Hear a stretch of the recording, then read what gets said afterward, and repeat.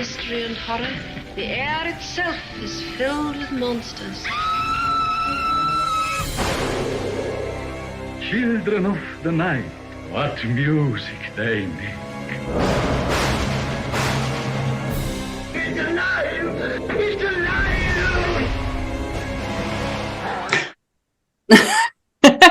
Welcome, all you monster fiends, and thank you for joining us for another deep dive, factoid-filled episode exploring Hollywood's most famous monsters. I am your master of ceremonies, Sam, and I'm joined, as always, by Dan from Bleeding Marvelous. Say hello, Dan. Hello, Dan. Oh, wow. And this week we are joined by a very special guest. It is Mike from the Geek Asylum. Hey, say hello, Mike. Hello! Oh, yes. Beautiful. Oh, that was lovely. Oh, we are all joined today because we are going to talk about the thing. The what? The thing. I thought so. That thing. This thing. Them The things. thing. That one. So this episode is going to be very interesting because for all, yes, I've done a little background work. I didn't watch the movie. I have seen it. I just haven't watched it recently. But I feel like I've seen enough clips today that I have pieced a lot together. So let's me do the disclaimer. Mm-hmm. And then we'll get into it. So everything discussed in today's episode is our opinions and our opinions alone. If you'd like to discuss anything from today's episode, please come and join us in the comment section where we can have an open discussion. What we won't have is anyone coming for us and telling us our opinions are wrong. We can all agree to disagree in fandom. So let's keep it fun, keep it kind, and keep the toxic behavior out of her nerdism. Thank you.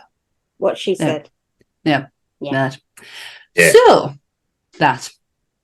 The Thing, from 1982, scoring an impressive 85% on Rotten Tomatoes, based on the classic short story, Who Goes There? Sorry. Directed by John Carpenter, starring Kurt Russell, Keith David, Wilfred Brimley, and Donald Moffat. This is no stabby, // Nobody trusts anyone now, and we're all very tired. As we bring you The Thing. I swear that's going on my tombstone. Nobody trusts anyone and I'm very tired. I didn't like the other tagline that it was, man is the warmest place to hide. Oh. I love that tagline. It's so grim. It sounds moist, doesn't it? Yes, It's so it really grim. does. the whole sentence sounds moist. It's just got that feeling. Then when I saw that quote from Kurt Russell's character, I was like, yeah, that one will do.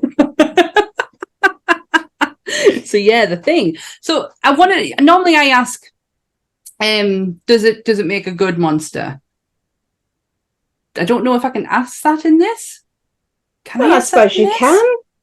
Of course So- you can. Does The Thing make a good monster? Yes. It's the perfect monster. It's perfect. I think it's the perfect monster because it doesn't matter what you do. It creates the perfect imitation of what it creates. So it being just that means that it automatically creates paranoia and panic from everything around it. Yeah. And there's never a point where you know for sure who or what it's going to be next. Like a dog could walk in, that could be the thing. A cat could walk in, that could be the thing. There is nothing on this planet that couldn't be that. Okay, that is pretty scary. I'm convinced. It's a great 27,000 monster. hours and it takes over the planet if it gets into How many hours? 27,000. 3 years and it completely controls 100% of the planet. Jesus Christ. And that seems like a long time, It doesn't. but it's not. No. That's Jeez. literally the entire planet is completely controlled if it gets into civilization. I can see there's been a running thing throughout this episode of my jaw just constantly having to go like up, because that's kind of mind blowing that it would, like, 3 years is not a, think about it. We've just had pandemic that's lasted that length of time. Yeah. I mean, And I did look like Yes. I look like the Thing behind closed doors, so we'll give it that. Yeah, that's about as close as I got to it. Yeah. I've learned a few things today, but it's a kind of like just really like random ones because I have seen this movie, but I'm gonna say that it's never been one of like I know it's my brother-in-law's favorite. Like he loves this, but it was never my thing until I watched it and I was like, oh, I do get why like people love this. I only watched it a few years ago. I actually watched the most recent one first. The prequel. Yeah, I watched that in a tent. She did. Yeah. Watched that in a tent with my oldest nephew in one of the rooms of the tent trying to sleep. And we were going to watch the Woman in Black, and he started having an absolute fit saying we couldn't do it. We couldn't watch it, but it was all right for us to watch this, which probably would have had worse sound effects than the Woman in Black did. Oh, I don't know. The Woman in Black's creepy, whereas I don't know. There's something about the 2011 version. Just I don't know. There's something about it bothers me. And after watching it again last night, yeah, it's not very good. You can say that on this one, you know. we allow honest reviews. I'm with Mike on that one. I am 100% with Mike on that one. It really isn't very good. It should be better. Yeah. The cast is amazing. The blueprint is there. Yeah. It just didn't quite have it. It's got so many nods back to the original 1982 version. It's like, how did you mess it up? Yeah. Well, I can tell you exactly how you mess it up. You let the studio get involved. This is just giving me total Predator vibes. I can just hear, like, it's the same conversation we had with Gareth when one of the Predators, he was like, how the fuck do you mess this up? But I had no reference. I don't even know what that word. Yeah, I said reference. It just didn't come out that way. Reference. I had no reference of the original to say, I get that. To me, it was just shapes and colors. Like, I wasn't too sure what it is I was watching. But I gotta say, the aesthetic of, because I really do like the X-Files episode that plays homage to this. So it kind of like, the aesthetic of it was like, it was uncomfortable to watch, but in a good way, if that makes sense. Yeah. Like, I felt the unease and the not quite sure and the absolute chaos, like panic that set in with everyone. I wish I got around to watching it again. It was my plan to do it today, but the universe had other ideas for us. So yeah. I will say that they did something really awesome with the first one. The 2011, that's how I refer to it, as the 2011 one. They didn't have any blueprints when they were looking at all the set, and they had photos as reference. And they used Kurt Russell's height to measure everything by. He's 5, they've got him down as about 5'10", 5'11". So they used his height, photos of the station to rebuild the entire thing as was from the first movie. So it looked exactly the same for the 2011 version from scratch, just by photos and his height to make sure it was all in proportion. I'd doff my cap to them for that, because that's some work. That's impressive. Yeah. That is. Now, the original thing, I feel like my accent ruins the title. I'm sorry. But the original thing was considered a flop. Mm-hmm. It was a flop. Came out on the same day as Blade Runner and E.T. What were they thinking? Well, the funny thing is, they blamed E.T. It didn't come out the same day as E.T. It came out slightly afterwards in most places. But the problem that they had is everybody went to see E.T. first because it was a Steven Spielberg film. And everybody went to see the thing thinking, oh, it's going to be another nice alien film. And it's not. But when you come down to the the 3 movies, The Thing and Blade Runner are like kind of like major cult classics. Like when it comes to people of pop culture, you're not going to watch E.T. I'm never going to watch that movie ever again in my life. I don't want that. Like, that's trauma I don't want to go through again. So I'm good with that staying in the past. But Blade I wanted Runner. to see the sequel to E.T. that Steven There's this- Spielberg had in place. Oh, where- sorry. What? Oh, Steven Spielberg has. This is a completely separate factoid. Yeah. Steven Spielberg was going to make a sequel where the aliens came back and attacked the humans and tried to kill them all. Fuck And yes! it was going to be almost a horror film. What? Why And wasn't it was this vetoed made? by the studios? Oh, He went to the wrong studio, ET2 didn't he? would have gone exactly the other direction. It would have been like Aliens. yeah. Wow. Oh, I feel like they should still do that. They can do that in this day and age, couldn't? So would it have been like ET's people, like? I think so.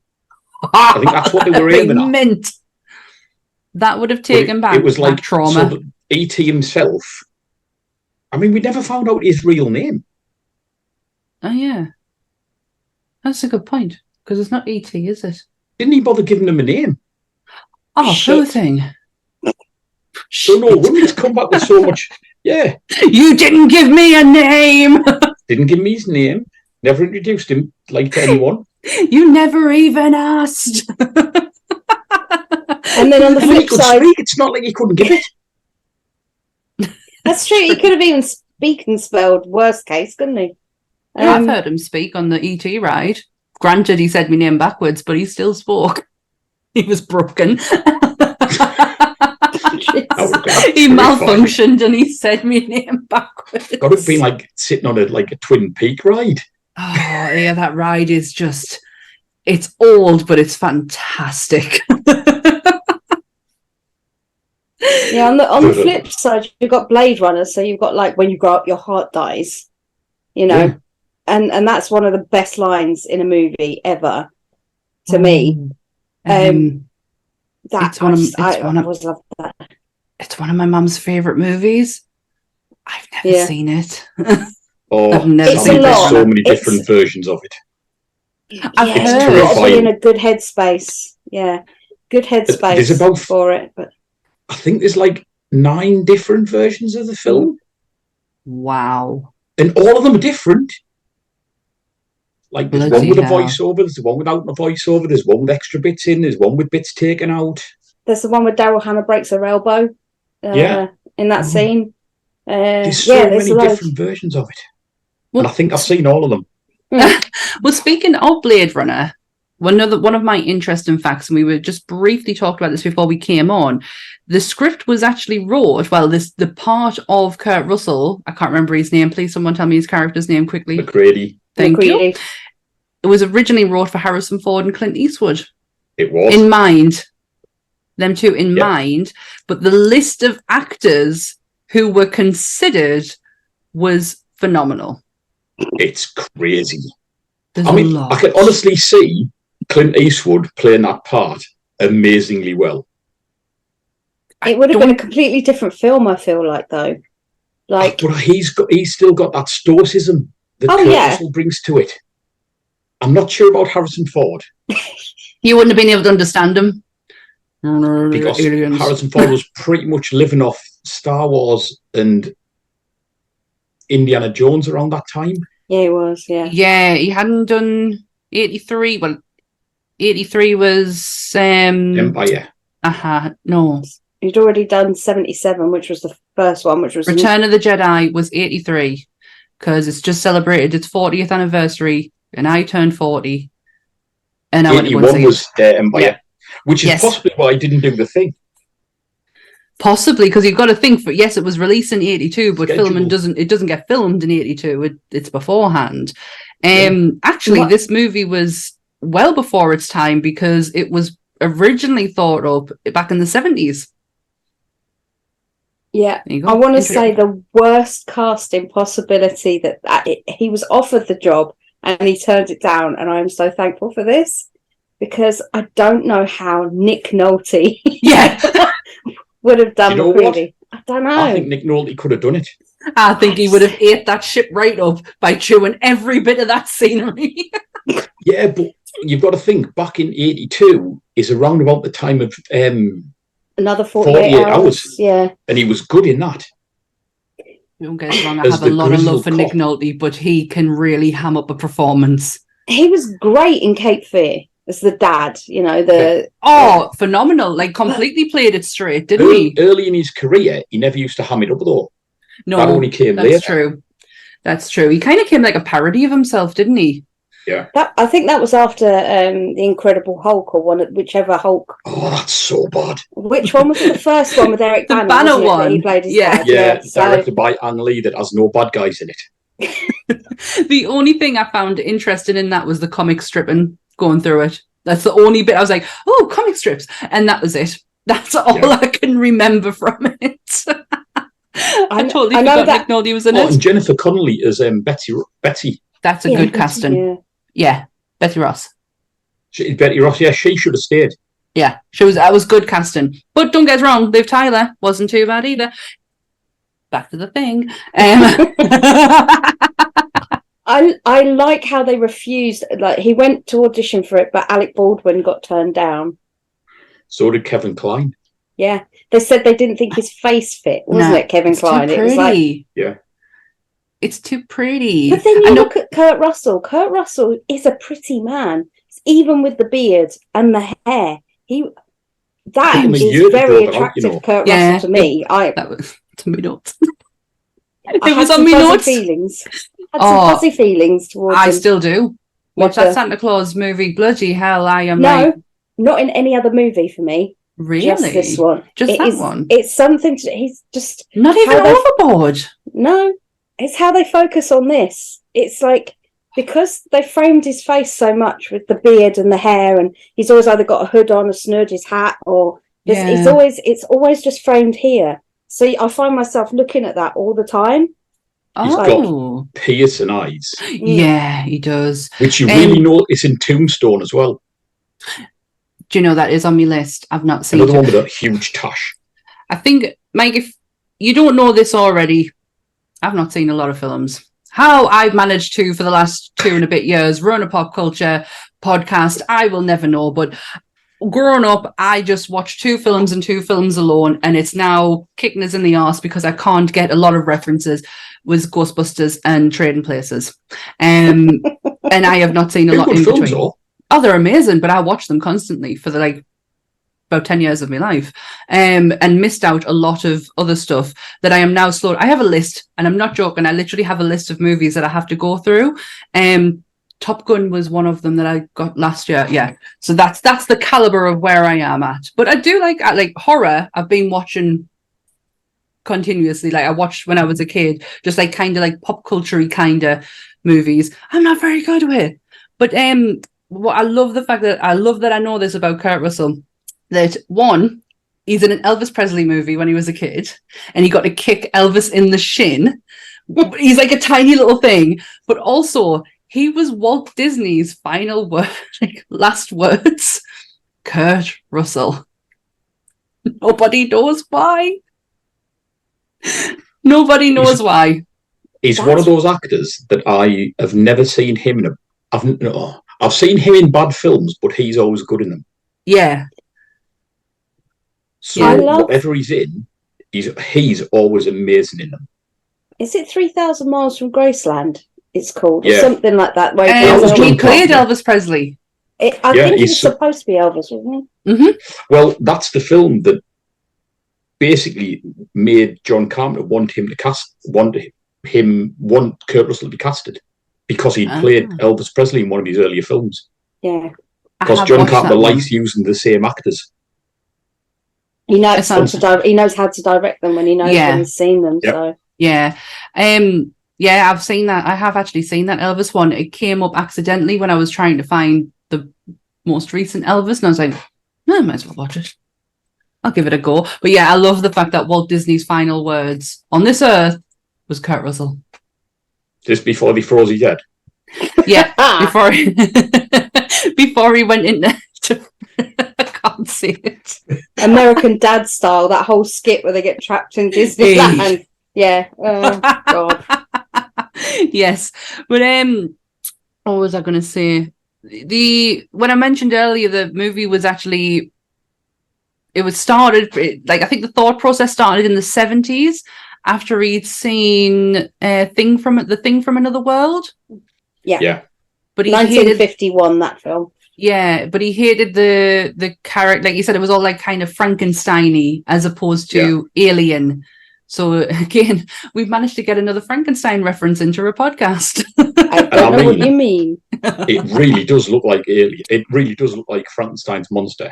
The monster out of The Thing from Another World. It's even got the flat head and everything. Oh wow! I didn't look at any pictures of it. It's a big plant. It's a big plant. It's a big plant. No, it is. It's a big plant. It's a walking plant-human hybrid. Do you know what? It's a good. Oh my god! Film. It's a good film. And bizarrely, the book that it's based on, Who Goes There, has been. There's 3 films based on it. Oh yes. The Thing from Another World, and one other film. What was that? Horror Express. Horror Express. Which is a 1972 film.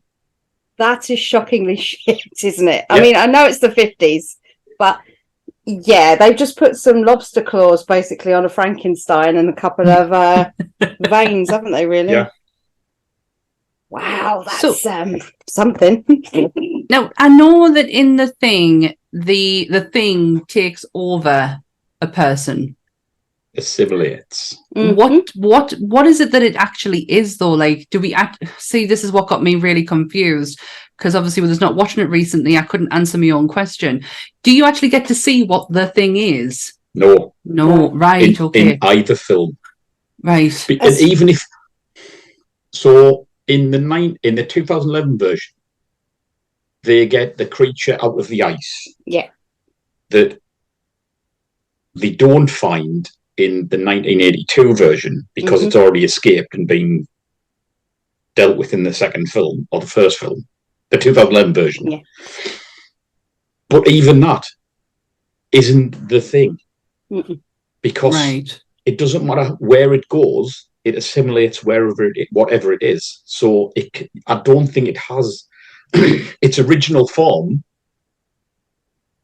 I don't even know if it exists. I personally think it's like a biological matter, like a goop or something along those lines. That's how my brain has quantified it in its true state, because I think to myself, from that it can then grow into almost like a virus. Yeah, it can overtake and suffocate and bring them in and use their DNA and clone. I mean, that's a quick clone, isn't it? Where it can bang it out and it was well, the AIDS epidemic was around about the same time, and it wasn't lost on the writers that this was, heavily themed throughout, like through the actual thing itself, and what the fact that it can transmit to other people.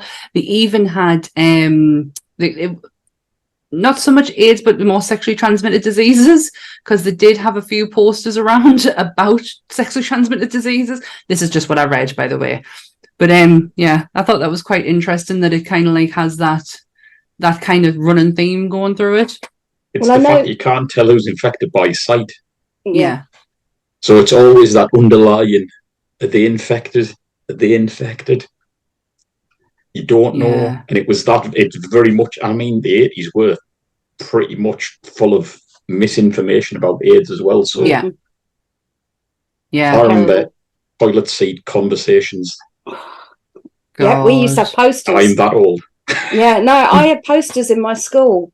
I started high school in 91, and we had posters everywhere saying, make sure you check your toilet seat before you sit on it, everywhere in the school. And it was just like, now looking back, you think, Jesus Christ, what the fuck was all that about, But they just didn't know. Because nobody was talking about it. We will never, and I'm sorry to bring this up on horror podcast, but we will never know the actual number of the AIDS epidemic, because a lot of it was all covered up by the fact that families would not release that their family member had died from it, and it was all put down to cancer. So the rate in cancer went up substantially, but the likelihood is that number is falsified as well. There you go, rant out the way with. Well, the fact that is, a lot of people that used to die from complications. Mm-hmm. And it was a complication that used to get put down on the death certificate, not the actual cause of the complication. Yeah.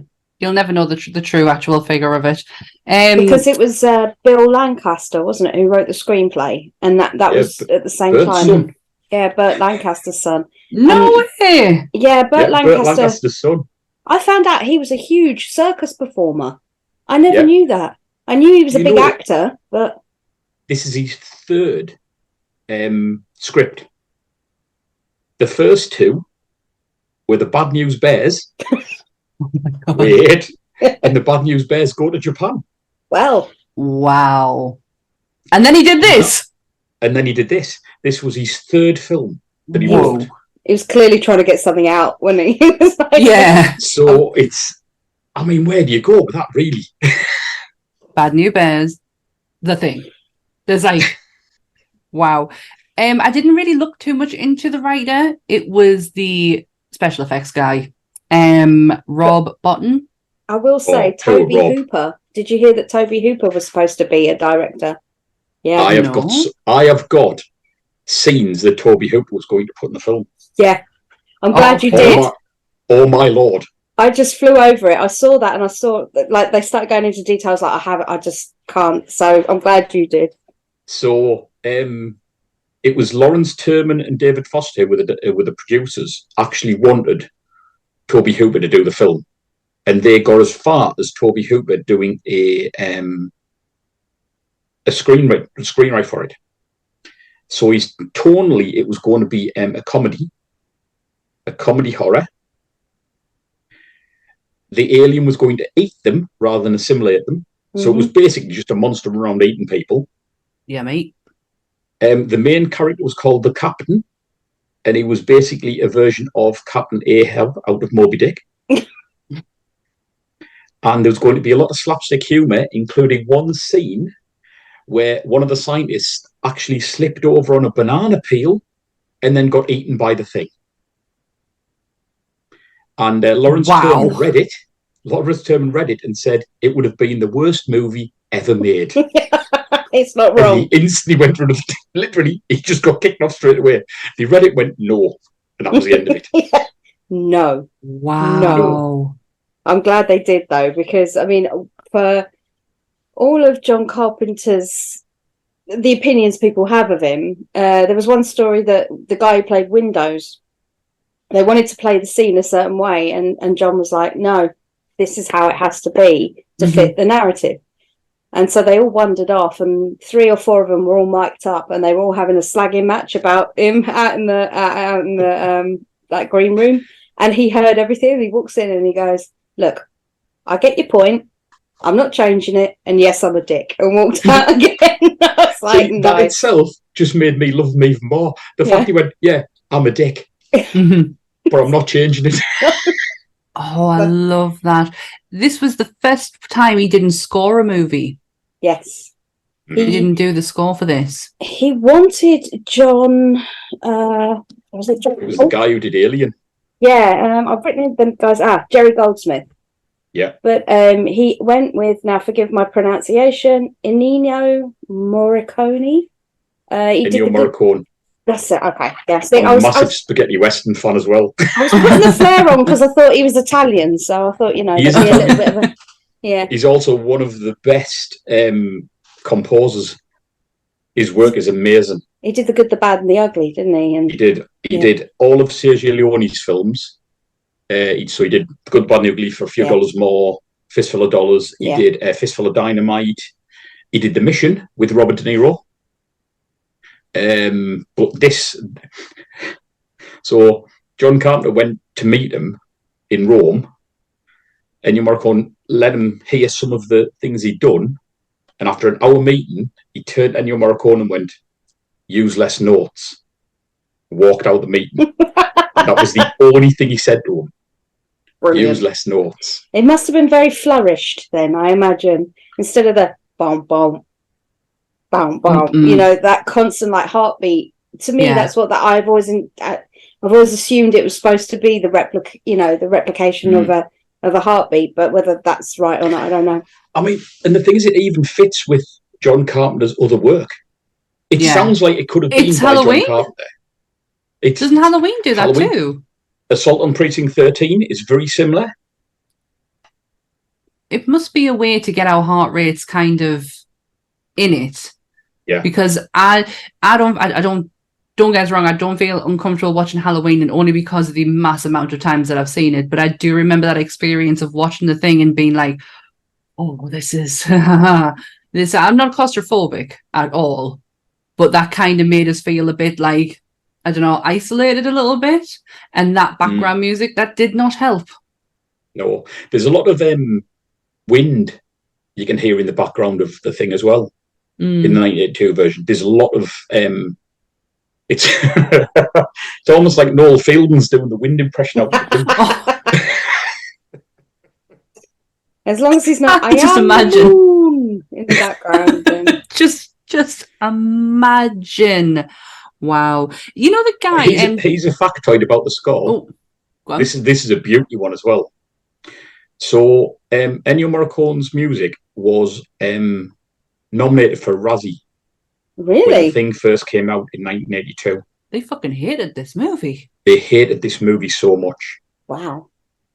And some of the music that wasn't used was then found by Quentin Tarantino, and he put it in the Hateful Eight, and it actually won the Oscar for Best Original Score.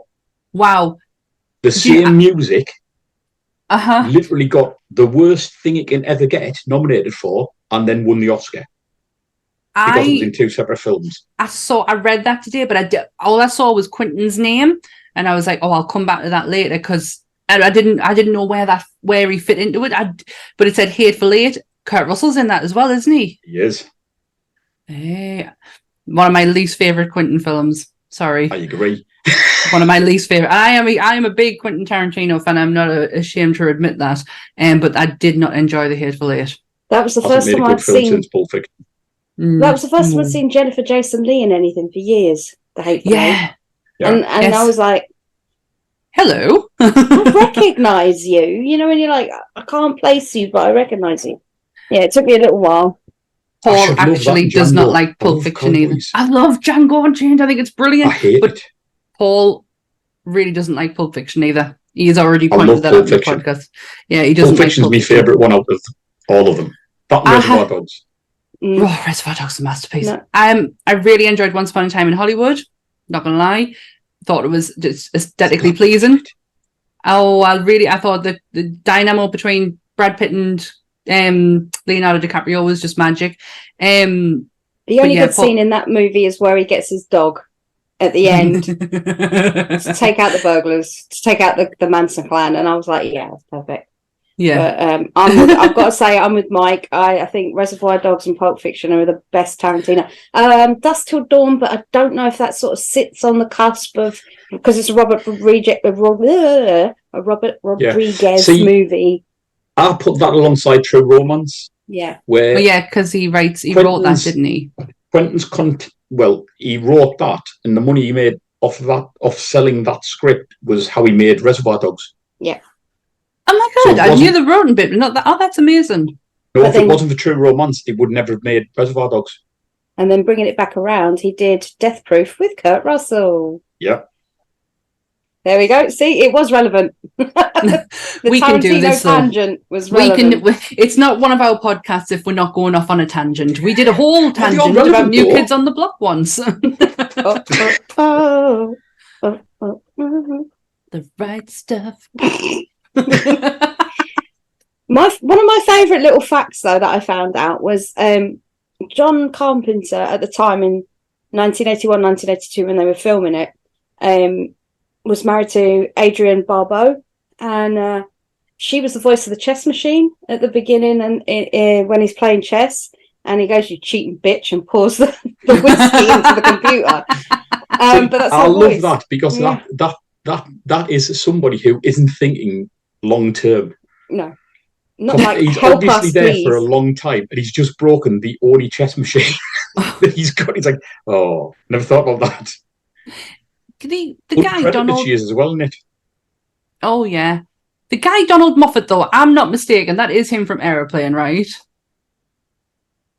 Donald Moffat. The- Gary. The captain, is he like he was the older Gary. gentleman? See, I know him from Logan's Run.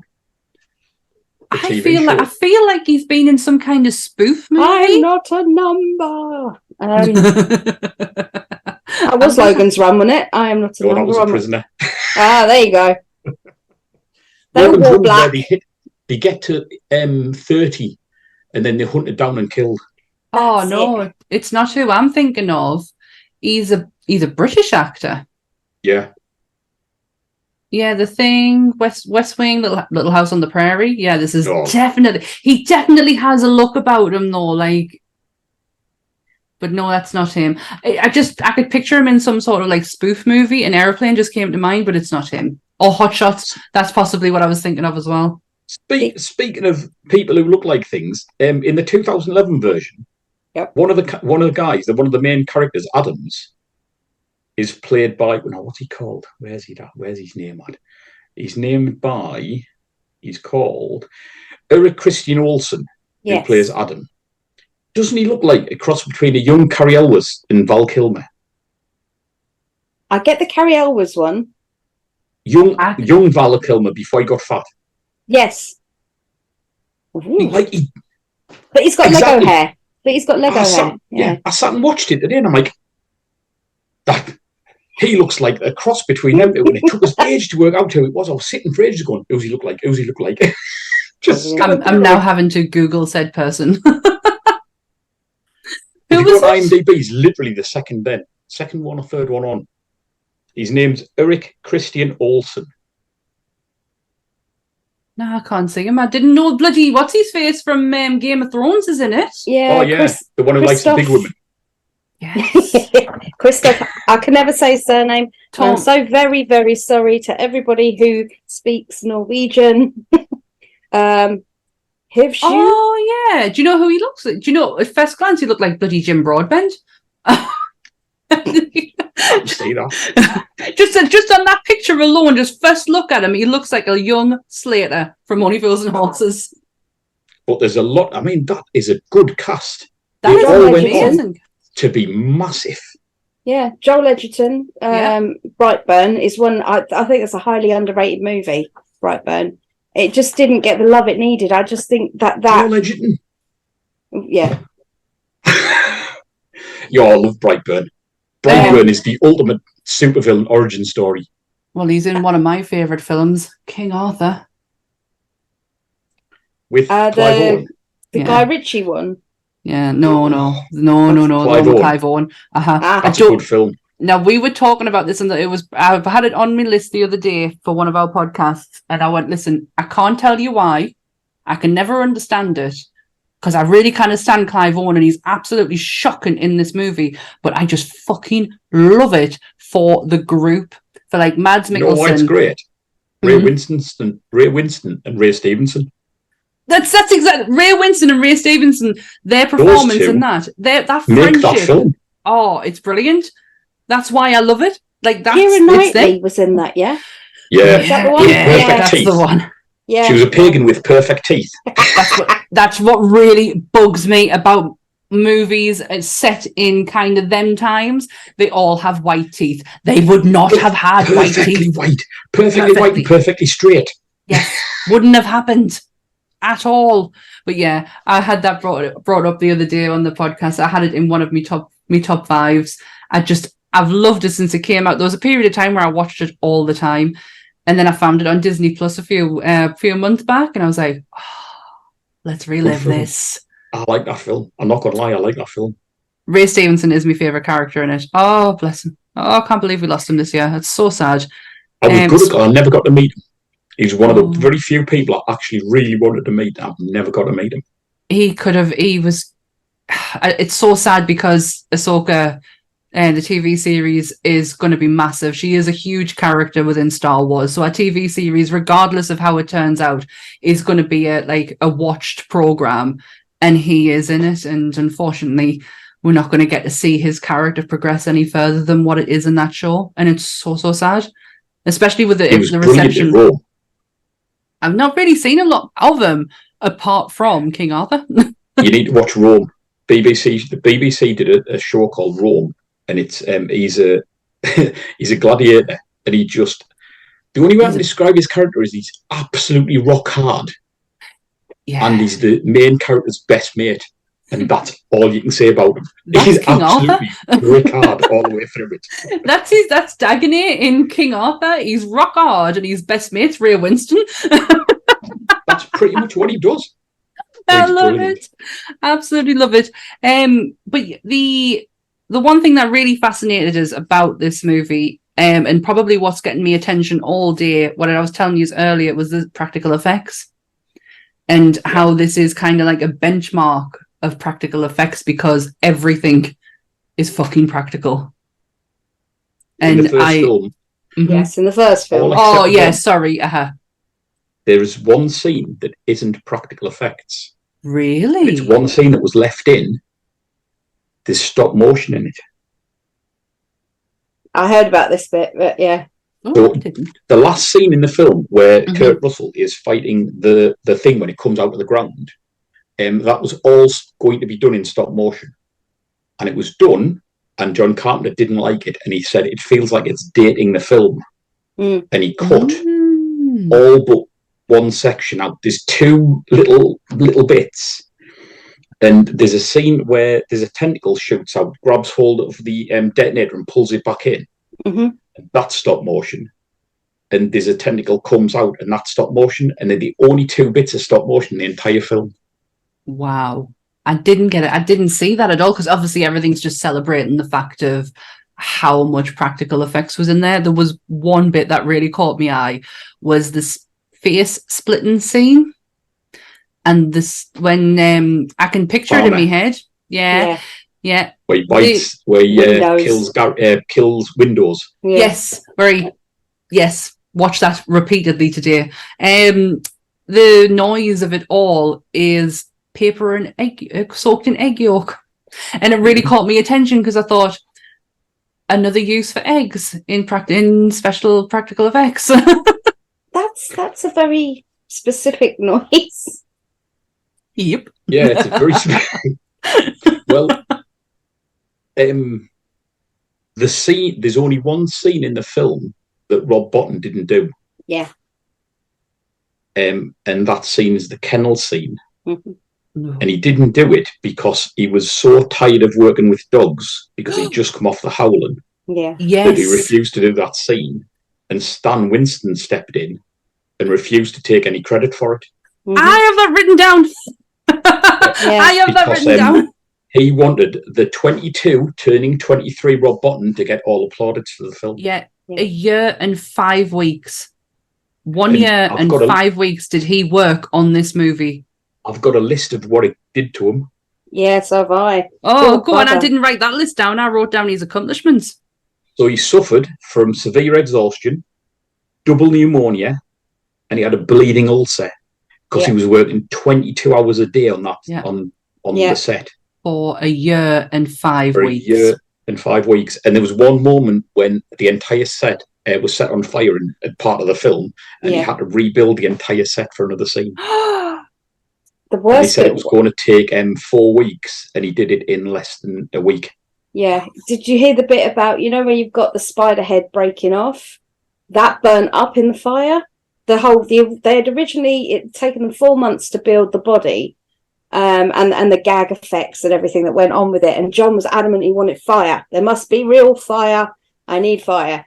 So when they made the body, they didn't really take into account fire, and the whole thing just went, and it was not flame retardant. Let's just put it that way. So they'd spent 4 months building this replica body, and then it burned up and it disappeared. So they had a week to remake that as well.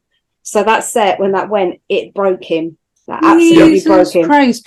I didn't, like I say, nothing came up about obviously the effects of it, just the work that he put in. Like obviously his age came up quite a bit because he was 22 years old. But honestly, I wrote his list down of movies and thought, we could do a whole episode on this guy. I don't understand how he's not bigger than he is. Yeah. This is his movie list. We've got The Thing, The Fog, RoboCop, Total Recall, Seven, Fight Club, The Howling, Legend, Inner Space, Fear and Loathing in Las Vegas, and he did the cantina scene in Star Wars. Yep. But the thing is, if you say Rob Bottin, anybody who isn't a horror fan, they're like, what was happening? Yeah, that's so sad. So I feel like we could do a whole episode on this guy. Oh, yeah. Don't get him started. You know what I mean? It doesn't make sense. Go and watch part 1. That was on Monday, if you're interested in Tubs of E. But I just feel, part of that. I just really feel that we could do an episode on this guy, given the caliber of work. Like, I was getting more, the more I was getting into it, I was like, I'm going to stop. Because we could literally fill a whole hour and a bit talking about this guy, because that is an impressive sheet. I think he was a bit of a fanboy of Kurt Russell, because he sports Kurt Russell's hair and beard in all the pictures you see of him as well. Yes, yeah. Like there was that one. He was combing one of the pictures I saw. He was combing the hair of the Howling Wolf, and he had the full same hairdo as Kurt, same beard. Yep. He had contacts in mind, but he did look very much. It was like he was trained, but not trained or worked with Rick Baker. Sorry, his name completely slipped me head there. Because Rick was originally supposed to do The Howling, but then he decided he got offered American Werewolf. Yeah. So Rick went off to do American Werewolf and said to Rob, "You take over this. You know what you're doing. I'll trust you." And left Rob with The Howling, and that's why they looked very similar in certain places. Makes total sense. When I was reading about it today, I was like, because that always gets compared to the other. Oh, it's been such a ride getting to know Rob today. It really has.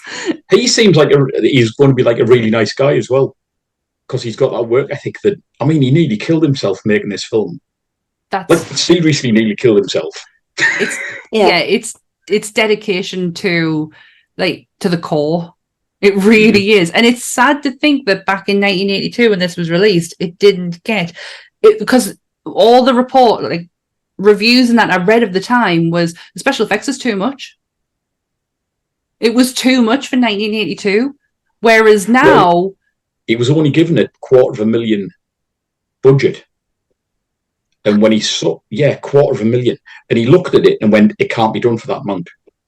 And the studio relented, and he got $750,000, and that's all he had for the budget. And the whole budget for the film was $15 million. Yeah. So he didn't even get 1/15 of that. Yeah. Yeah, and that's the work he did. But that's what everybody remembers. That, to be honest with you, if someone said to me the first thing I think of is either the dog scene, the double-headed scene. There's all the different, I go to the special effects. I know Kurt Russell's in it, but if someone said to me the thing, I go to that. I don't ever go to the character names. Mm-hmm. So for $750,000, the bloke did a lot of work for very little money to be the one thing that stands out the most. Today, that would be classed as a low-budget film, but that was John Carpenter's first big-budget studio film. Yeah. Because everything he made before that was an independent.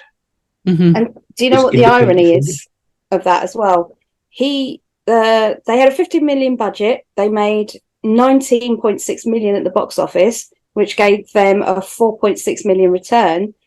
Whilst it was still a profit, the studio thought it was a flop. However, The Thing in 2011 had a $38 million budget, but it only made $31.5 million, which made the studio a loss of $6.5 million.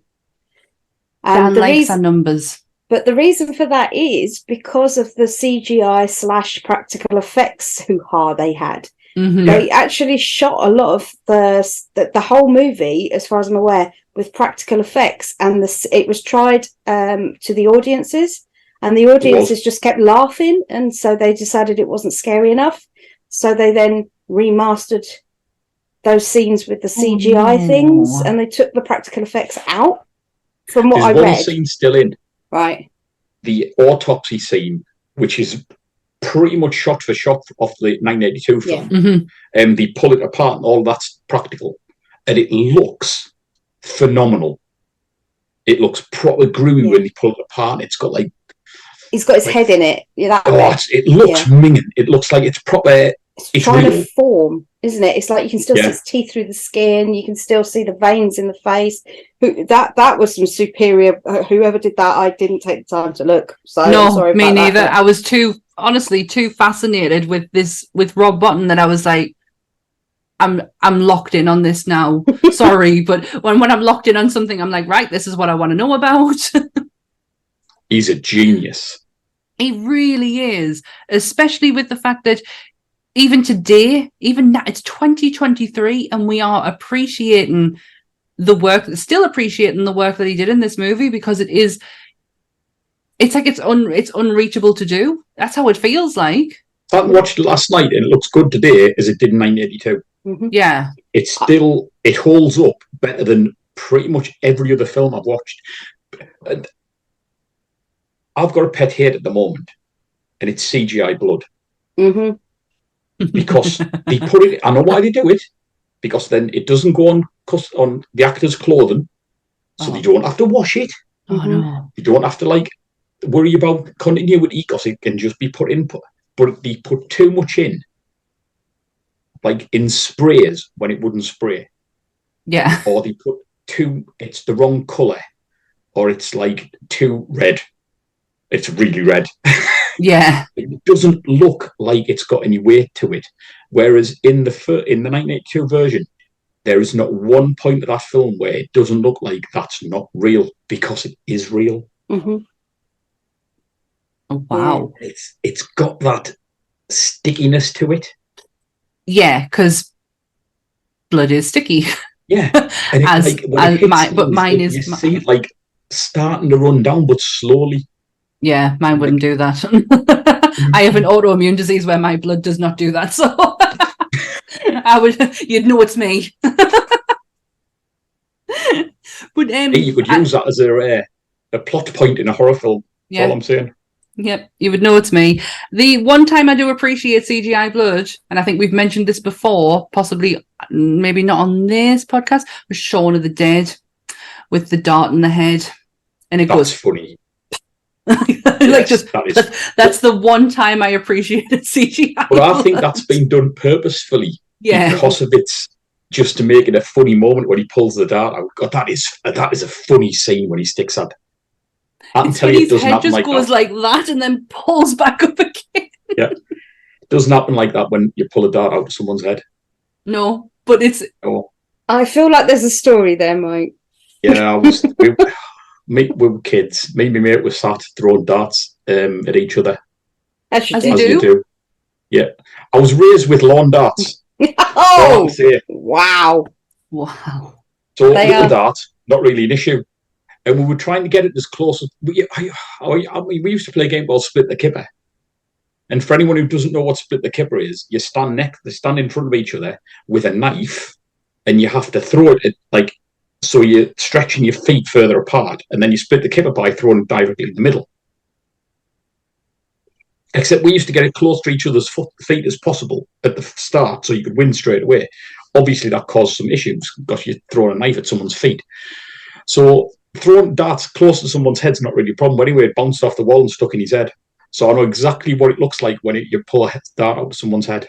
Not like that, proper stuck in as well. I'm telling you now, Dan, if we play Split the Kipper, you're getting a knife through the foot. And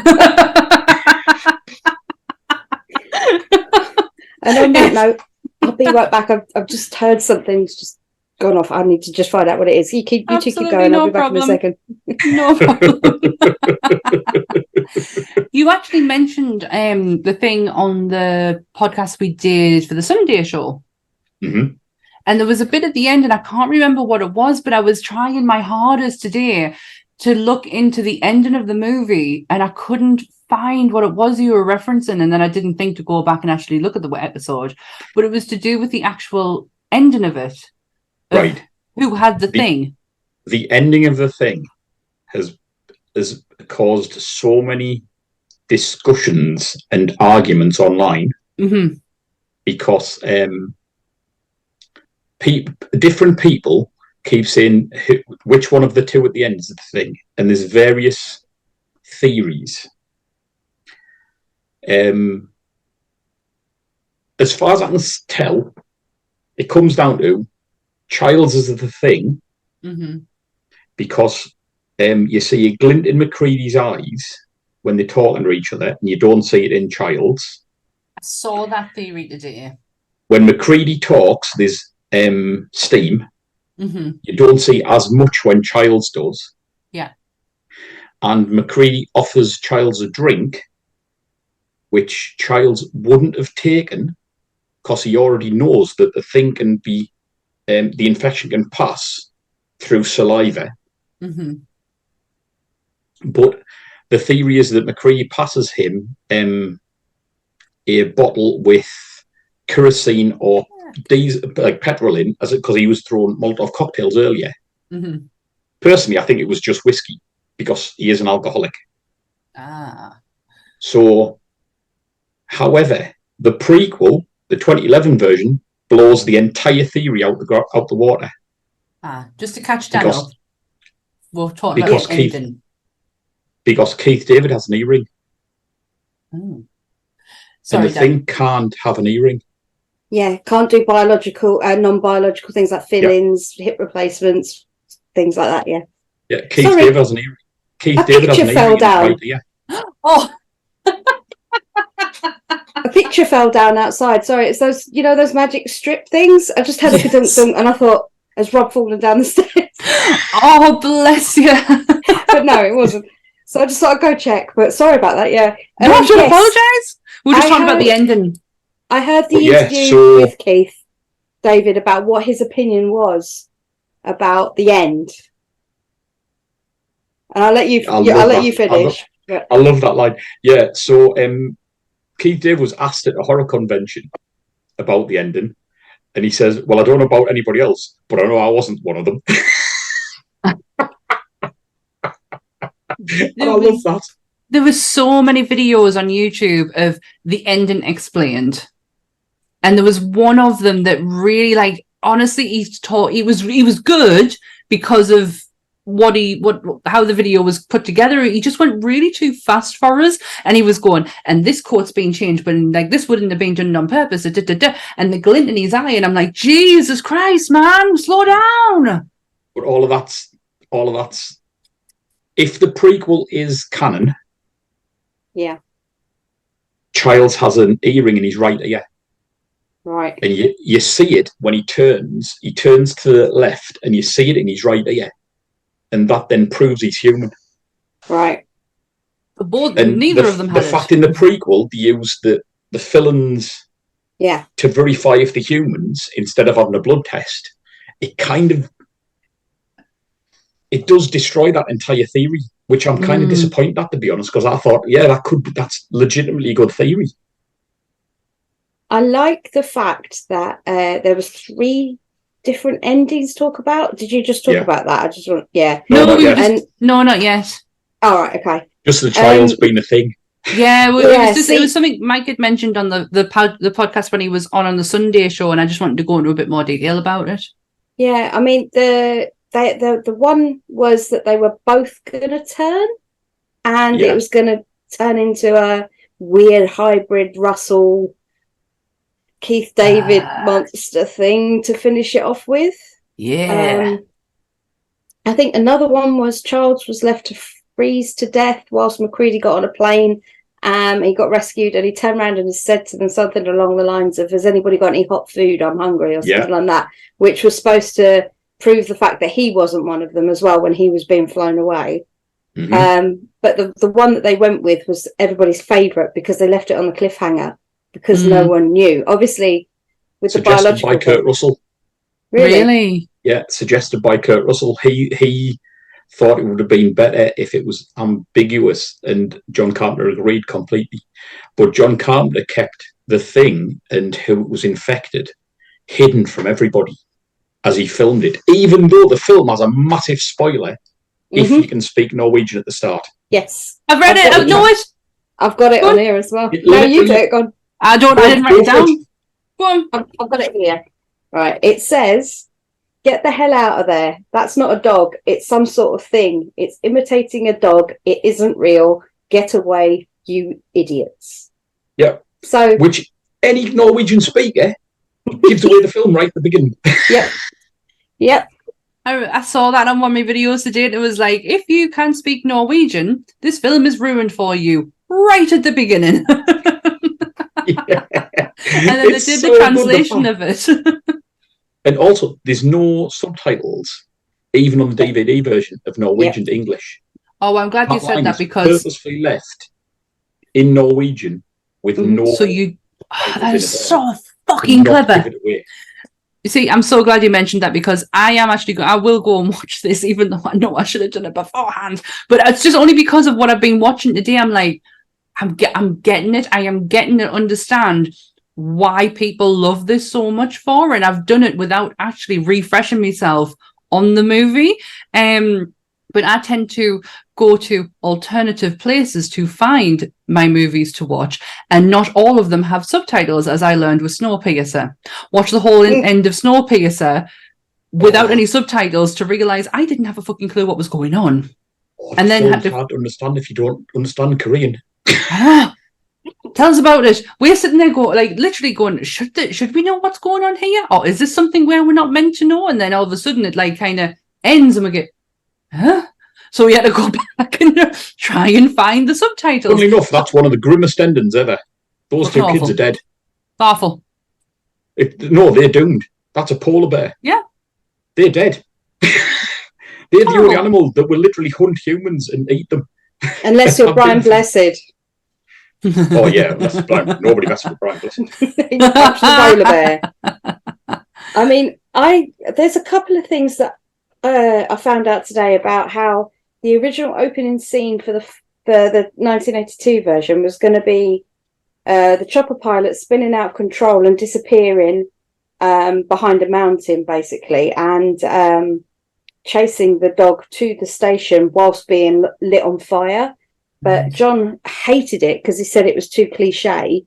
Yet they used that in the prequel when Joel's flying off and it spins out of control, falls behind the mountain. To be fair, they weren't on fire when they came back, but they used that. Bothered me.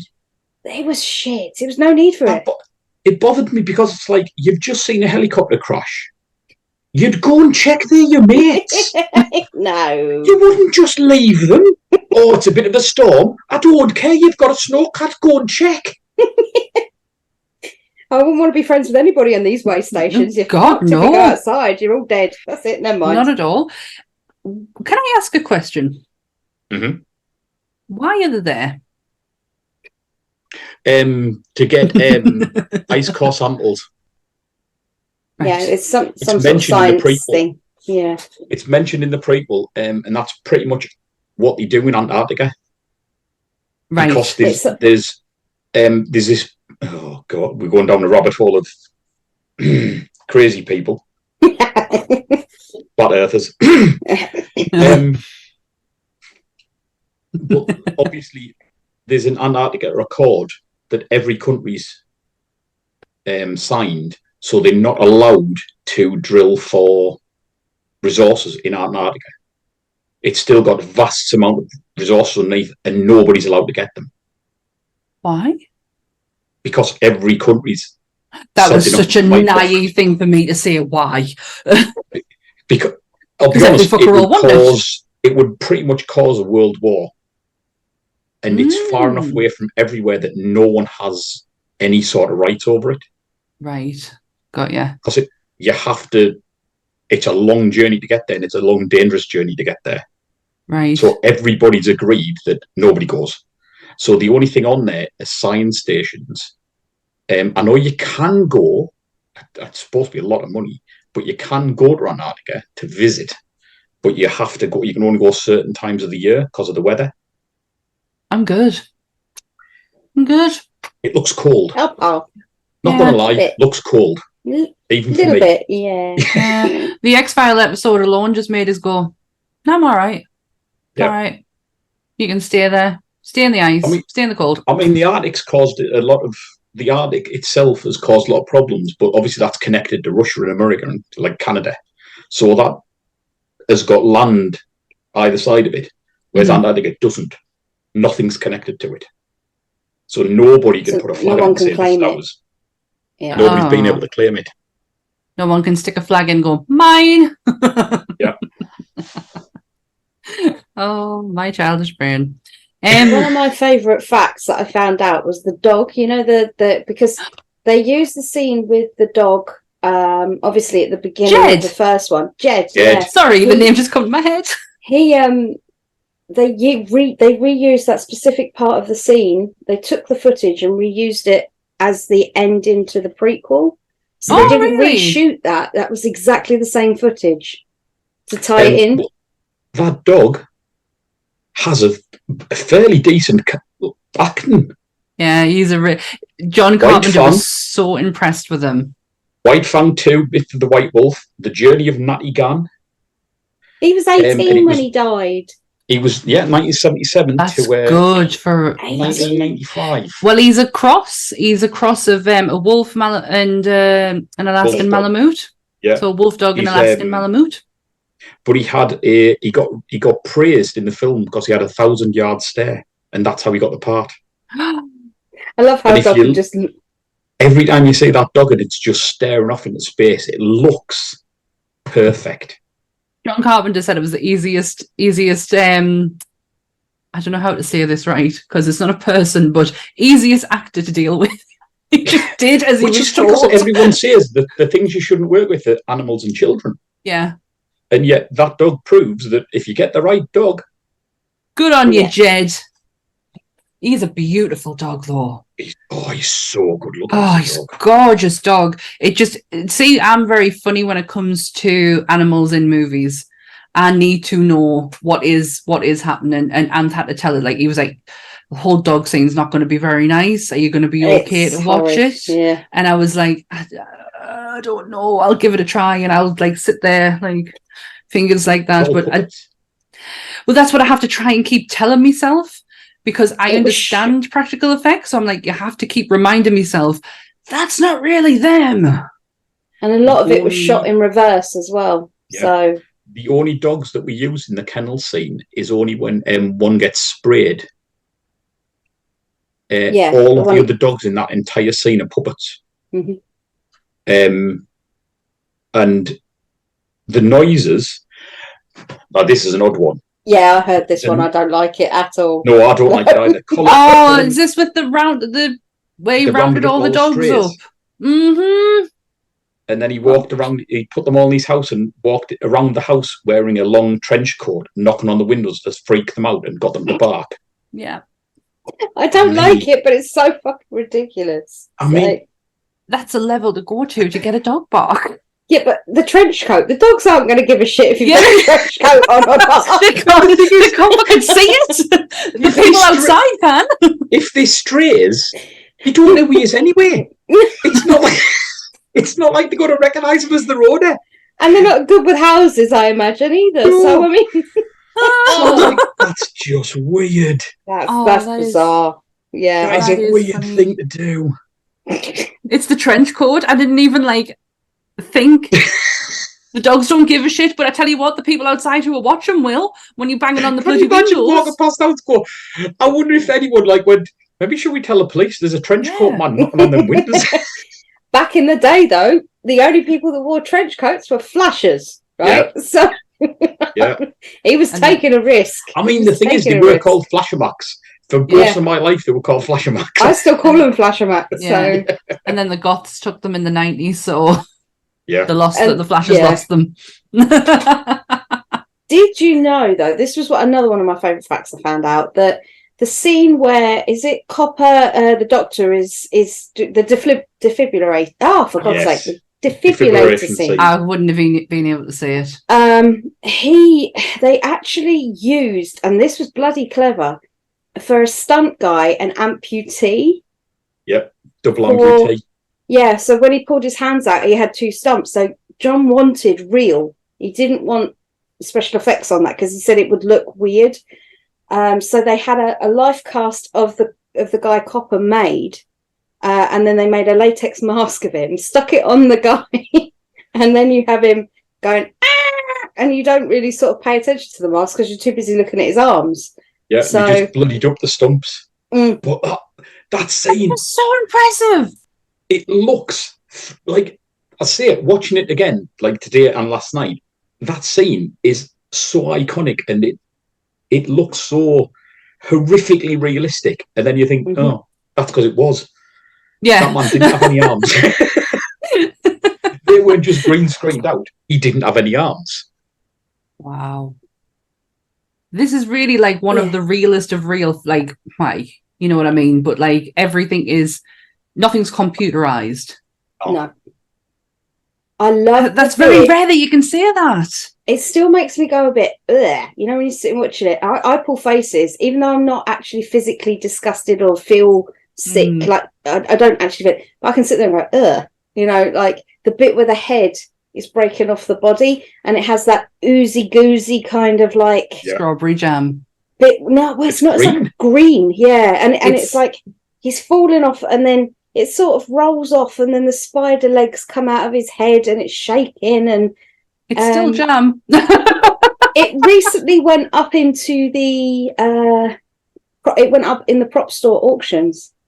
The spider head. Oh, how much did that go for? It was going for about 200 to 300,000. I don't know what it made. I don't know if it's gone through yet. Still, though, that's a lot. That's a lot of cheese for a bit of foam. Something that was made for not even that much. I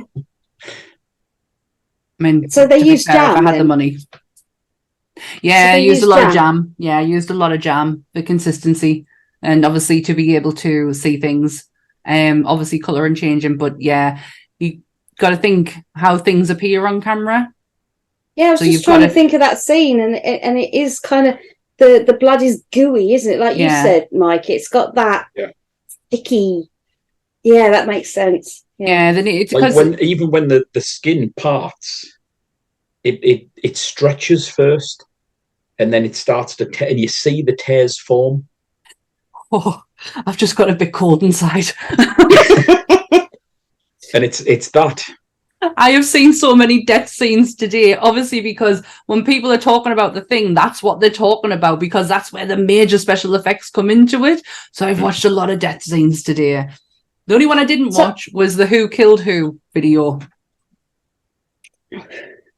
Well, funnily enough, I've got a list of the victims and when they became the victims. See, that's what I like. A man who does his homework. In the original 1982 version, before I go any further, death count.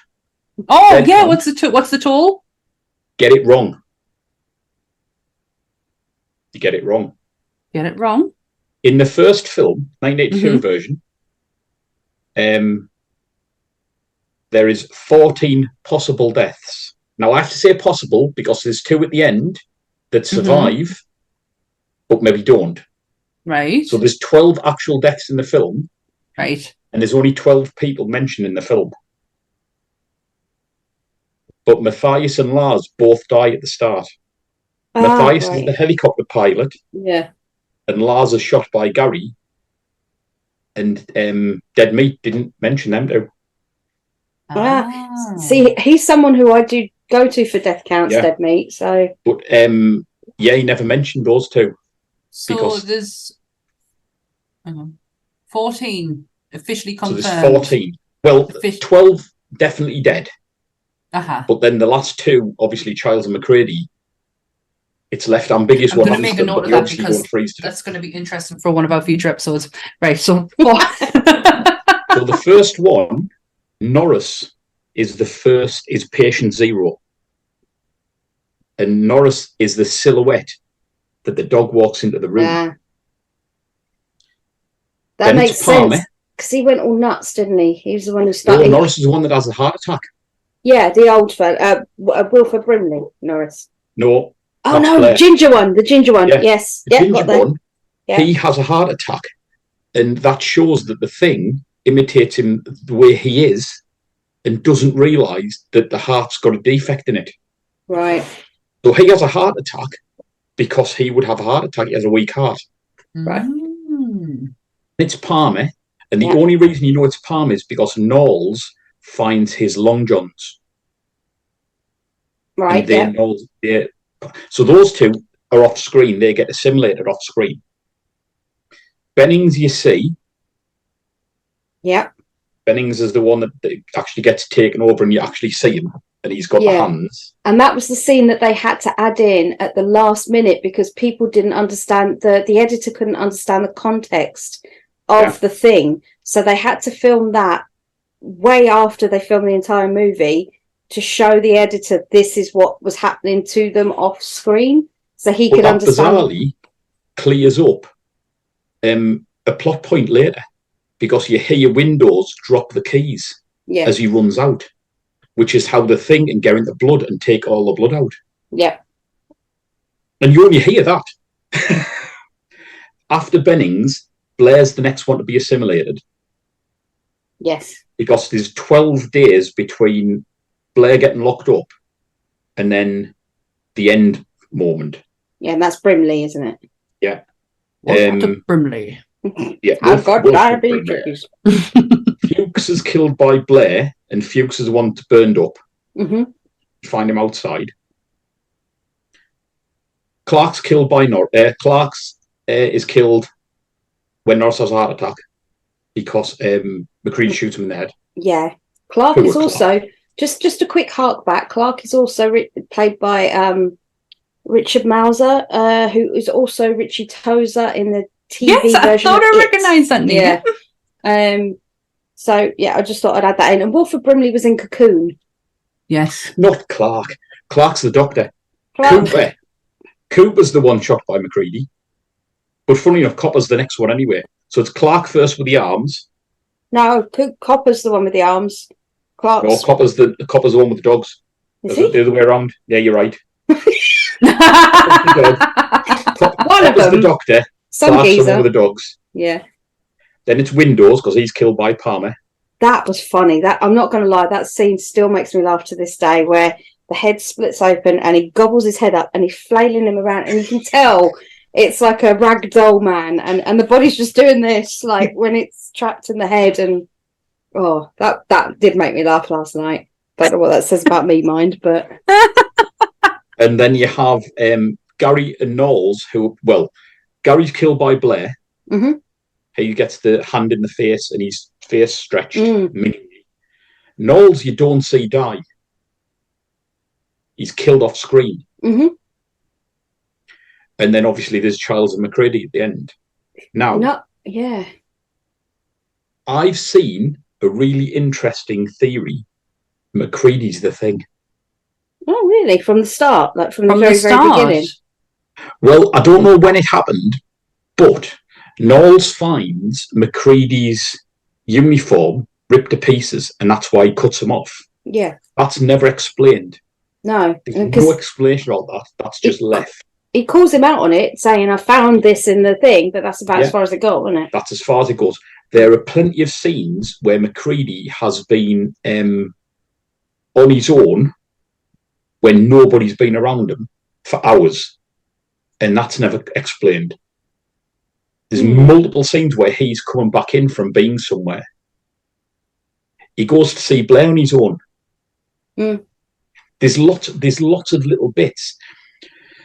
So what they're saying is at the end, when he hands Childs the bottle, he could be giving him a part of the infection to infect him, because he's already a Thing. And the blood test, he knew it was going to work, but he'd already switched blood because he had access to the blood because the keys were dropped by Windows earlier in the film. Did you see the fake hand scene though with the blood? This is one, Sammy, you might have seen it. It's only because I watched for it this time last night. I've never noticed that before because that scene is so tense, and when that blood goes off, I can see why he didn't want a hand there. Yeah. It's literally, I don't know where his actual hand is. I presume he's holding like a stick hand. Right. That's holding the petri dish. And when he does put the conductor in to see if I've watched the scene loads of times today. that's a fake hand holding the petri dish, or petri dish, however we're saying it. And because of the explosion being so violent, he had to keep it. You know, he didn't want to be holding the thing. So I did not know that, and I've seen it because obviously that's leading up to the scene where the guy gets eaten, isn't it? It's the bit. Yeah, it's the bit where he's sitting there and he goes, "Well, you get me out of this fucking chair." That is so intense, that moment where they're all tied up. There's two of my favourite lines in this film, and they all link to that one scene. The first one is when they burn the bodies and the spider head comes off, and Palmer turns round and he just looks over and he literally just says, "You gotta be fucking kidding." And it's just such an iconic moment. It's like, that is classed as one of the greatest lines for movies because of the context of where it comes from. Is Gary's line when it's all gone quiet and he's just sat and he went, "I know you gentlemen have been through a lot, but when you find the time, I'd rather not spend the rest of this winter tied to this fucking couch." And I'm like, that is absolutely genius. Because he kept his cool. But the whole way through, he was on a sort of level, wasn't he? And that was the first time you see him lose his shit. And he's seen all that crap happen, and he doesn't lose his shit until they kept him tied to a chair. It's the way he said it. So calm at the start. "I know you've been busy." But would you mind awfully? I mean, not to rush you or anything, but when I was watching that earlier today, I felt myself moving around. Like, I move around a lot. If anyone watched Sunday's episode, you will realise how fidgety I actually am. Poor Michael. I had to sit next to him, and I was like, sitting with my legs crossed, then my legs weren't crossed, then they were crossed again, then I was on the side, then I was that side. I move around all over the place. I literally felt like I was going to come out of my chair watching that scene today, watching all of them flail around in their chairs, trying to get out. It was so intense, and I felt like I was sitting with them. I was like, "There's no one here." Well, do we have any more interesting factoids? Oh yes. Oh dear. So, they use a lot of fire in the film, and when they are, which they're getting rid of one of the bodies. I think it's Bennings. No, it's Palmer. Right. When they run outside to burn Palmer's body, when Palmer runs out and they chase after him and they burn him, they throw a stick of dynamite onto the fire. And I found this out listening to the Kurt Russell talk about it on the I can't remember the thing for it. Commentary? When they talk about it on the DVD.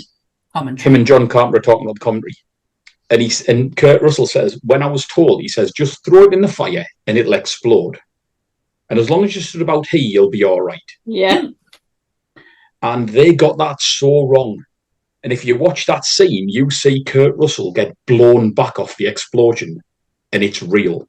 Yeah. He actually got his hair singed, and he was in danger of blowing himself up. He was too close to the fire because it's proper fuel and fire that they're using. Yeah. Which does make the prequel look really bad when they're using kerosene and they light it. And it's like, I've seen barbecues go up with more gusto. I'm not going to lie. Do you know, out of all the facts I learned today, do you know the one that really surprised us more than anything? That's really Kurt Russell's beard. I generally thought it was fake. It's a thing of beauty. It really is. Beauty. That's a year's growth of beard. I thought no man can grow a beard like that. But it's something about it. It's like... Sorry. I know, at the time... I know, I should say that my husband's got exactly the same beard. It's something about it. It looks very well screened, yes, for a guy that lives on an outpost in the middle of nowhere. It looks like it's brushed and oiled and, well kept, and this is why I didn't think it was real. There was a copyright issue with Superstitious. Really? Oh, but the song really wasn't in the film. The song was in the film. Knowles is playing it, and Bennings complains, and he goes to turn it down, then leaves it, walks off. It had to be removed from the original cut, and Universal had to then speak to Stevie Wonder, and he okayed it to be in, and that's why it was back in the film. Hello, Mr. It was Wonder. a copyright issue originally. The helicopter that's blown up is still actually in British Columbia. and its rotors have been taken as a somebody went to British Columbia to see where it was filmed, and they took the rotors off the helicopter and took it home. Yeah. They took them home. How can you fit helicopter rotor blades? Just the little ones off the back. I was going to say, cheek. Not the That would have been impressive, though, man. I was going to say, Under the arm. That to customs. nothing to see here, sir. I have nothing to declare. No, Not today. Keith David broke his hand before filming British Columbia, which is why all the scenes in British Columbia got gloves on, because he had to hide his cast. Some of it was filmed in Los Angeles, wasn't it? Everything that was filmed in Los Angeles, Keith David doesn't have gloves on. Everything that was filmed in British Columbia, he has gloves on. Yeah, I heard that they lowered the set to below 40 or something really disgusting to make to make it tie in. But I also heard that Kurt Russell had a habit of taking huge puffs of a cigarette just before they shouted over exaggerate. So he could say how cold it was outside, which I remember was quite seeing genius. that I thought that's a way to, get your habit in and, kick that craven and then, give that really good effect. Yeah, I read that today that he used smoke, like actual cigarette smoke, to over exaggerate the breath. I heard that it took 50 puppeteers to do that final scene with the half face, half dog person thing at the end. It took 50 puppeteers. I mean, that's how many did it take to do the Alien Queen? 18. Not as many. I want to say 18. Yeah, I think it was 18. Oh, okay. I do have it written down, so I know, would like to converse. We talked about it because that is a big puppet too, but that seems more. Was it 18? I'm set. I'm just going back on my notes. If anyone's listening to us on iTunes or Spotify, Dan is just conversing with her notes from a previous episode that we did on Alien. Because Dan is OCD and Dan does keep notes for every episode. Me too. Now mine are in my new horror notebook. Nice. Like it. Speaking of Keith David. Yes. He wasn't the first choice for Childs. There was 3 other actors that were in running for that part. Mm. And I don't know how I feel about these 3. Ernie Hudson. Carl Weathers. No. And Bernie Casey. The comedian. Ernie Hudson. Yeah. Ernie Hudson's too kind. He's too kind-natured to do something because he's quite like I wouldn't say he's an awful person, but he's stern. I don't know. Have you seen him in Christ, what was it? Was it Mimic? No, not Mimic. Which one? Ernie? That terrible film with Tim Curry. Ernie Hudson plays that I don't know whether it's like a CIA agent or he's some sort of like in between. And it's about the diamonds and they go out and then there's the gorillas and it's... Dan, is this just a dream? No. It sounds like a fever dream, I'm not going to lie. Yeah. I watched it recently. It was on TV and it was absolutely shockingly shit. And Tim Curry plays like a South African guy pretending to be Russian. Oh, and I think I know what you're talking about.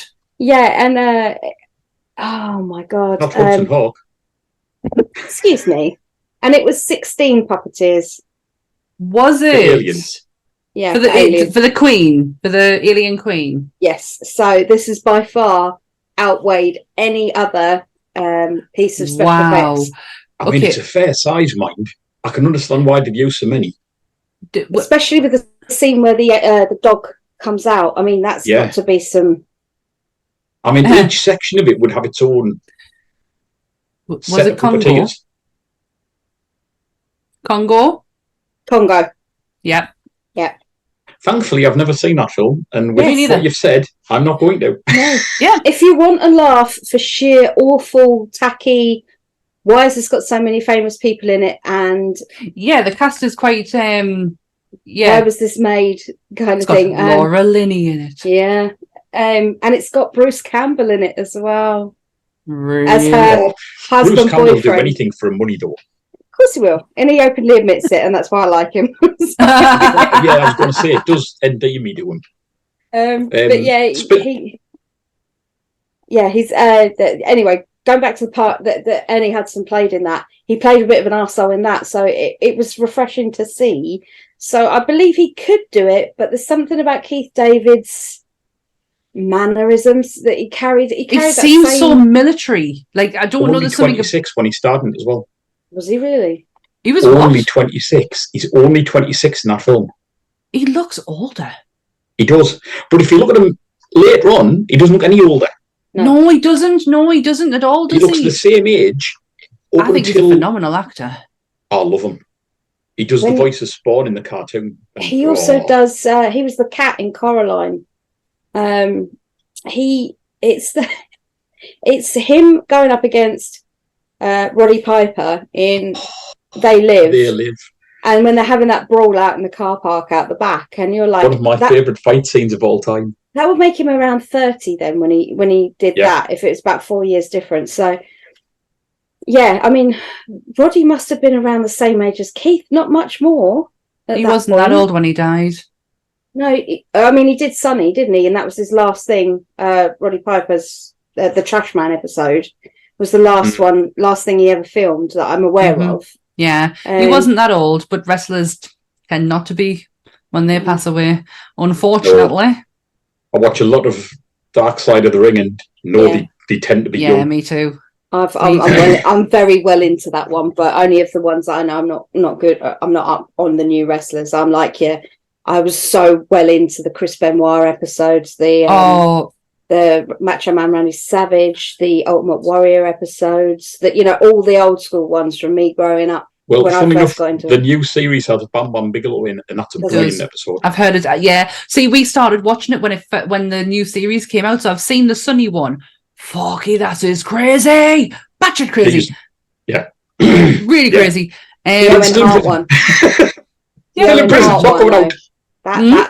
The Owen Hart episode is just broke my heart, literally. Could have been avoided. Wait till you watch Marty Jannetty. Yeah, I've heard that's the one that's just come out, isn't it? Yeah. I've been watching them, and he says it's been crazy. I have never seen anybody as blatantly delusional and blatantly crazy as that man. Really? Is he still alive? Yes. He is one of the most likable people you will watch. Do you know, there's one on the new crazy. series. There's one on the new series of the guy who slapped the 60-second Dr. Death. Fucking love him. I could listen to him all day. Dan, that episode is an absolute treasure of an episode because of how brilliant he is. He's so fucking open and honest about the whole industry. Like, he was just really cool to watch.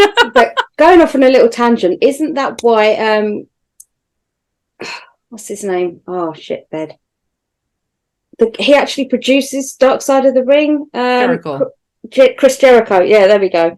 He's been blacklisted, hasn't he? And because of all of this by the shit. WWE, yeah. Yeah, he's in the AEW now. He doesn't care. Yeah, because he did this. He wanted to expose the dark sides because he wanted people to understand how ruthless it was. So he became a co-producer or something to do. He wrote it, something like that. And now he concentrates on his music as well as obviously AEW. But yeah, I found that really fascinating because Chris Jericho. He has such a weird relationship with Vince McMahon in the WWE because he can, in one breath, can go "fuck you," and in the next be like, "Yeah, I'll sign a contract with you." Like, he has it's not loyalty; it's just work. Yeah, yeah. That's all it is. He's a fascinating man. Anyway, I've got another factoid. Yay! Before Wilfred Brimley was cast. Yes. John Carpenter wanted somebody else as Blair. He wanted Donald Pleasance. Oh. Because right. Yeah, that would have worked. However, Donald Pleasance had schedule conflicts and couldn't take the role. It got that far, it was because he was scheduled to do something else. That's the only reason.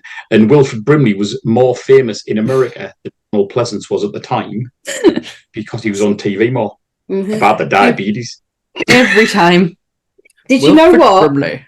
This is the thing that gets me about Wilfred Brimley. A little known fact is that he used to be a bodyguard for Howard Hughes, the recluse guy with the tissue box shoes. Who made the thing from another world. Yeah, exactly. And he was his bodyguard. I couldn't get my head around that. I mean, Brimley? He's like 2 foot nothing. Well, that's how he looks to me. You know, when you're trying to gauge. He doesn't look tall. No. But really I didn't think Kurt Russell was as tall as you pointed out earlier. I thought he was like 5'10", 5'11", yeah. Well, I'm 5'9", so I'm not that far off him. Yeah. I also thought he was a bit He doesn't shorter. pretend to be tall. He doesn't need to, does he? Personally, I think he could have played anything. I love him I love anything Kurt Russell's in, though. I don't think you can ever turn around and say, that wasn't a good Kurt Russell film. Or Kurt Russell was not good in that film. Yeah, I was going to say. Because I can say that about The Hateful Eight, and that's not a good film. Tomahawk, people are always on the fence about with Russell in it as well. Because they say that it's the one scene that makes the movie, not Kurt Russell. So I haven't seen it all the way through. I got bored and turned it off. But yeah, so. Oh, well. When John Carpenter started to make The Thing, he was going to make it in black and white. And instead, he just did all the colours instead. Yeah. I think that would have taken away a lot from the actual practical effects. I feel like you need to see that properly. You know what, on saying that, if you watch Lucio Fulci's The Beyond, the first quarter of an hour is all in black and white. And there's someone who gets whipped with a chain. Nice. And those special effects, because it's in black and white, look so good. It looks like it's realistic. Whereas later in the film, it kind of doesn't when you put the colour back in. Right. But black and white does make it look a little bit more... Because obviously then the blood's just black. Doesn't have to be any other colour. Yeah.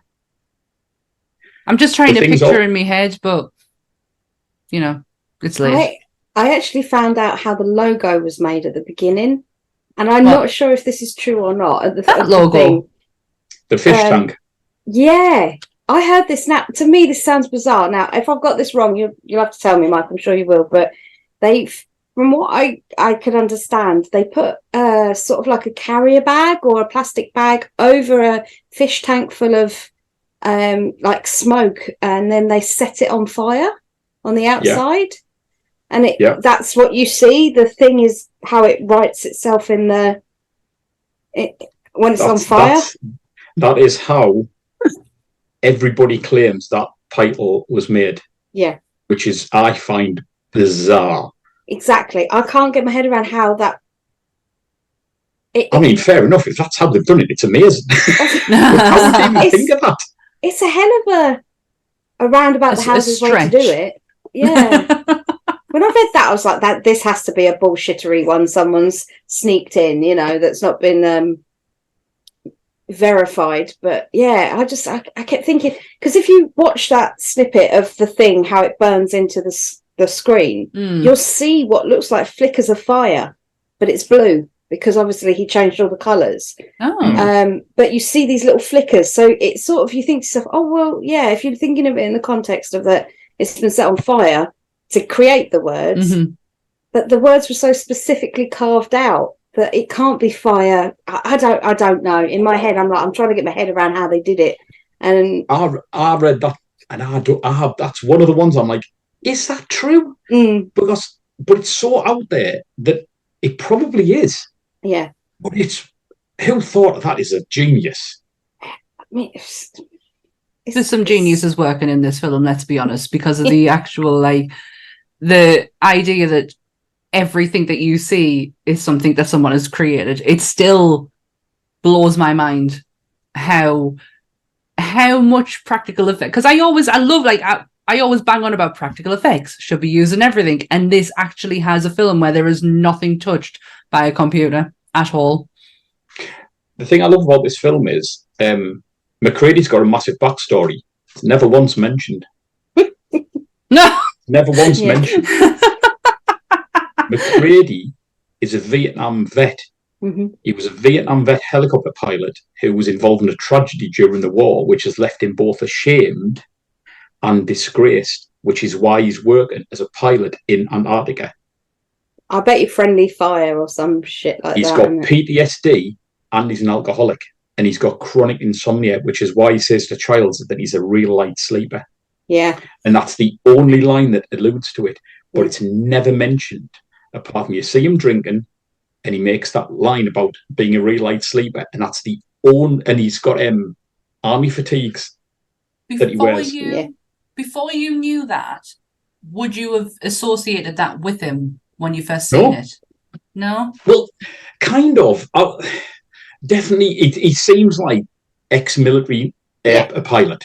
Mm. There's some sort of When like... it was made, kind of fits in with the Vietnam War. Mm. Yeah, Vietnam. He would have been around the right age to be an ex-Vietnam War vet.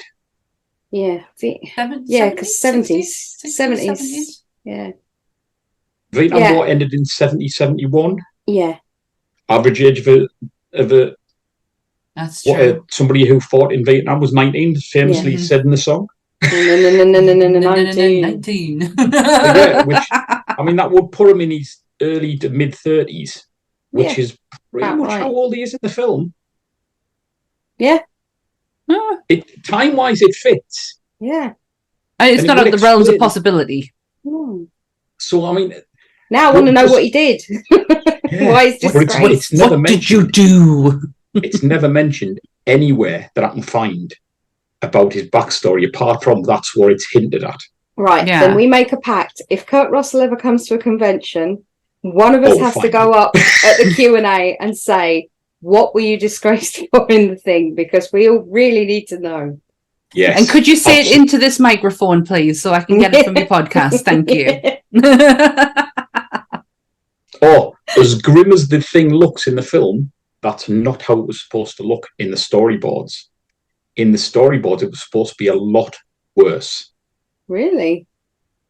Mike Plug, his name's Mike Plug, who did the storyboard for it, had it drawn up, and there was a section of it which had it's called the superior half of Gary's body riding a spider-like version of Blair.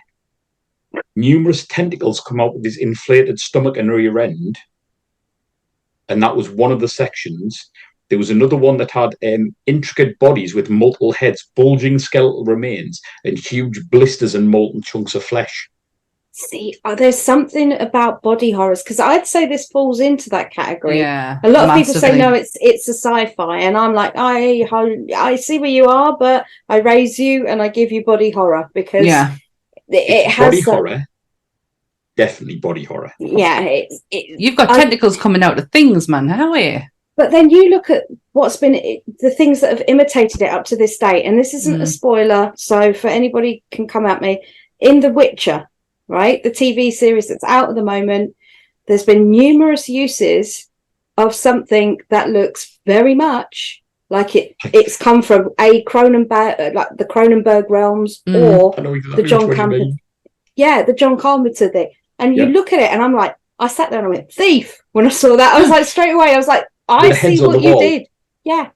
I see what you did there.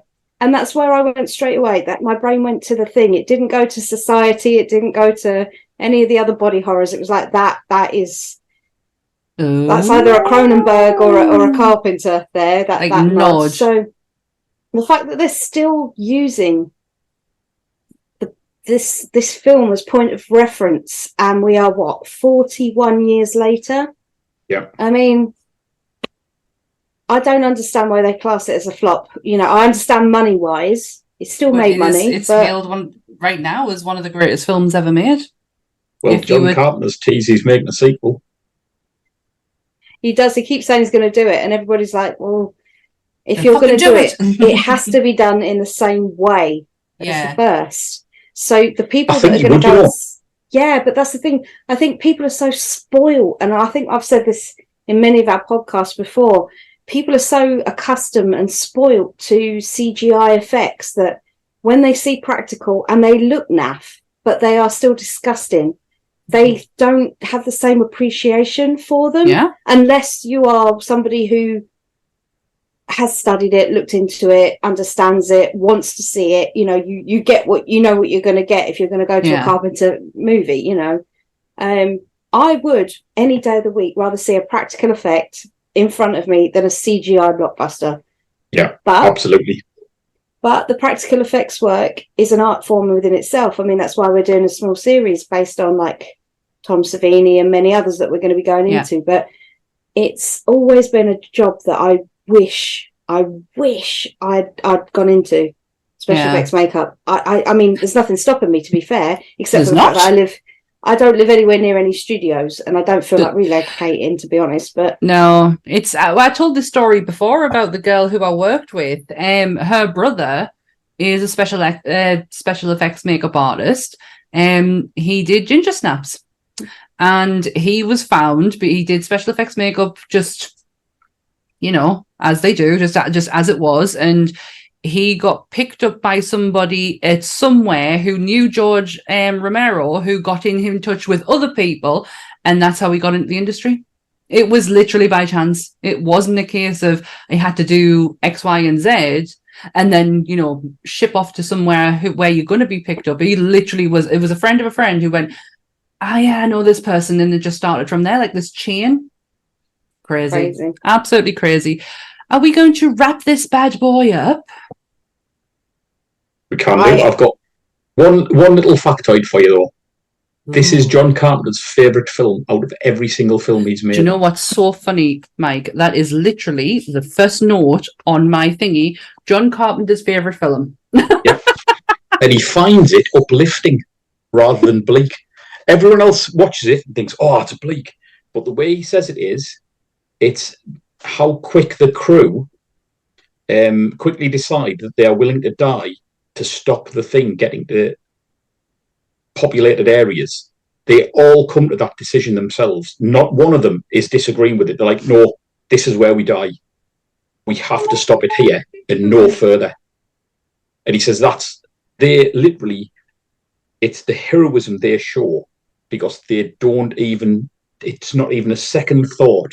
They go to kill themselves rather than let it go anywhere else. Oh, what a lovely way to end the podcast on this episode. That's humanity at its best. Hey. Yeah, putting themselves first. They're putting the greater humanity above their own needs. Oh. It'd never happen in real life.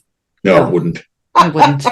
I was just about to say, isn't that lovely that we're ending this on such warm and fuzzies, and then you realise, actually, no, that won't happen. Ever. Nope, basically, it's every man for themselves. I am out of there. See you later. Well, thank you very much for joining us, Mike. That was so much fun. You do know quite a bit. It's my favourite film of all time.